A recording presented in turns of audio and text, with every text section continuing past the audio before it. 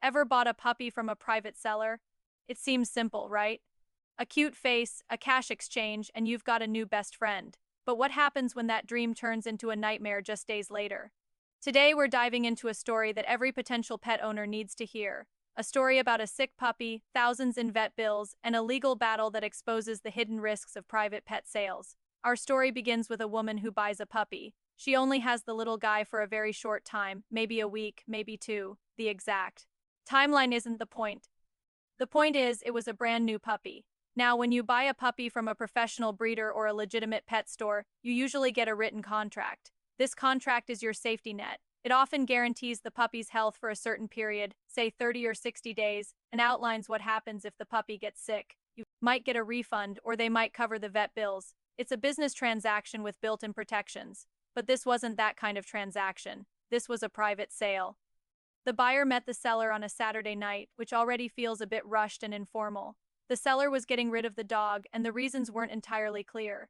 The buyer even noticed the puppy had a minor injury, which seemed to support the seller's story that her other dog wasn't getting along with the new puppy. It's a plausible story, one you might not question too much in the moment when you are looking at an adorable puppy you want to take home.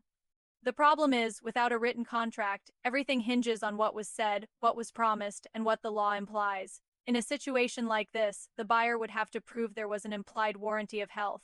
They'd need to show there was an understanding that if the puppy wasn't healthy, the seller would take it back and issue a refund. Think about it. When you buy a puppy, you expect certain things. You expect to receive the puppy's health records, proof of deworming, and a schedule of its vaccinations.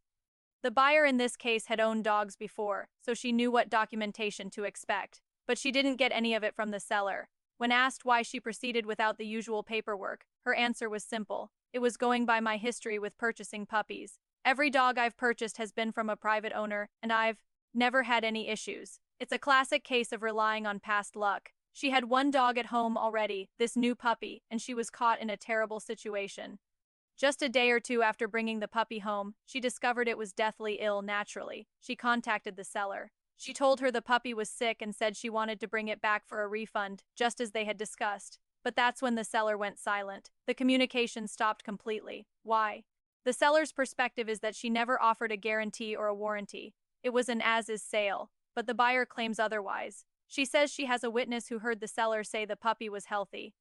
Not only that, she has a text message from the seller stating the puppy is healthy. According to the buyer, the seller explicitly told her, the puppy is healthy. If you're not happy with it, I'll take the puppy back and give you your money. This is the core of the dispute, a direct contradiction. One person says a promise was made.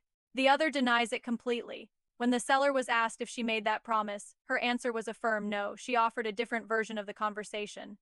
She claimed, she said, if they gave me a couple of days, I would help find it a good home. This explanation doesn't quite add up. Why would the new owners need her help to rehome a puppy they just bought unless something was wrong with it? The only logical reason they'd want to return it so quickly is if it were sick. Her story just doesn't seem to make practical sense. Let's dig deeper into the communication breakdown. After discovering the puppy was sick, the buyer didn't call. He sent a text message. The seller admits she saw the text but didn't respond. Her reason? At that point, I didn't know what to do. He was asking me for a lot of money. And how much money was he asking for? A staggering $1,700 in vet bills. Now, this is a crucial detail. The buyer wasn't just asking for the purchase price back. He was asking for the seller to cover the costs of emergency veterinary care. From the seller's point of view, this must have been a shock. She sold a puppy and now she's getting hit with a bill for thousands of dollars. But let's look at the buyer's text message. He didn't initially demand $1,700. His first text was a desperate plea sent from the vet's office. It said something like, I'm at the vet. The puppy is deathly sick. It needs immediate treatment. The initial estimate for that treatment was around $600. But that wasn't the end of it. The puppy then needed to be transferred to a 24-hour emergency care facility, which would cost another $1,000 per day. So, the buyer texts the seller in the middle of this crisis.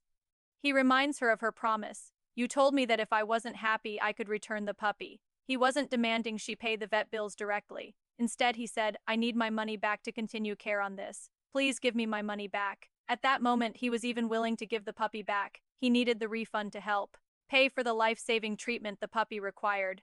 But instead of a reply, he got silence. He felt the seller was ignoring him to hide the evidence that she sold him a sick puppy. This situation is a tangled mess of, he said, she said. The buyer believes he was deceived and abandoned in a crisis.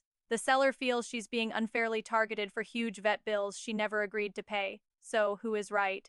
Legally, it's complicated. Without a written contract, proving a verbal agreement is incredibly difficult, especially when the other party denies it. The text message saying the puppy is healthy is a strong piece of evidence for the buyer.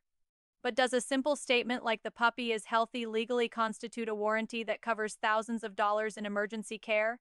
Probably not. A court would likely see this as the seller's opinion, not a legally binding guarantee. The buyer's biggest mistake was not getting anything in writing. When you're dealing with a private sale, a simple handwritten document signed by both parties can save you from this exact kind of heartache.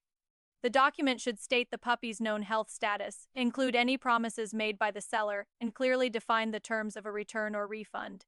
Is there a 48-hour window to get the puppy checked by a vet? Will the seller offer a refund if a congenital defect is found? These are the questions you need to answer before any money changes hands. The seller also made critical errors. By stating the puppy was healthy in a text, she created a piece of evidence against herself. Her explanation for why the new owners might return the puppy that she would help find it a good home was weak and illogical, and her decision to ignore the buyer's messages instead of trying to resolve the situation made her look evasive and uncaring. Even if she wasn't legally obligated to pay the vet bills, a simple response, showing some compassion, could have gone a long way. So what's the takeaway for all of us? First, buyer beware is the golden rule of private sales. Don't let a cute face cloud your judgment. Always insist on a written agreement. Second, get the puppy's full medical history, no records. That's a huge red flag. Third, take the puppy to your own vet for a checkup within 24 to 48 hours of purchase. This creates a clear timeline if health issues arise. And finally, trust your gut. If a situation feels rushed, suspicious, or too good to be true, it probably is. It's better to walk away from a sale than to walk into a financial and emotional disaster. This story isn't just about a legal dispute.